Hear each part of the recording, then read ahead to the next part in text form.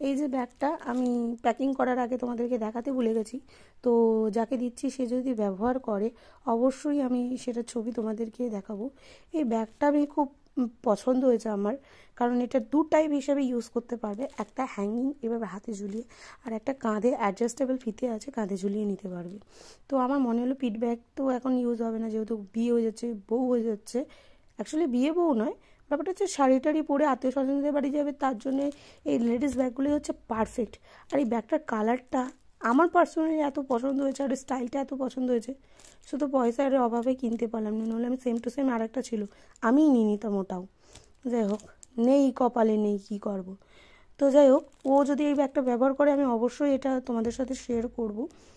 আর এটা এখন রয়েছে, বর চলে গেছে মিন্স বিয়ে বাড়ি যায়নি এখনও, ও এখন ঘুরঘুর করছে বন্ধুদের সাথে বাইরে, ওই আমি ডানা কাটটা পড়ি, আমি ডানা কাটটা পড়ি, বউ নেই তো, কেউ খ্যাচখ্যাচ করার নেই, আমি ঘুরে বেড়াই একদম বিন্দাসে। যাই হোক, জাস্ট কিডিং, কারণ ও কাজ বন্ধ করে বন্ধুর বিয়ে অ্যাটেন্ড করবার জন্যই বসে আছে, তো আমি এখানে আটকাতে পারি না, এটা রাইট নেই আমার। যাই হোক, তো এটা থাক, ও যখন যাবে বলেছে তখন এটা নিয়ে যাবে।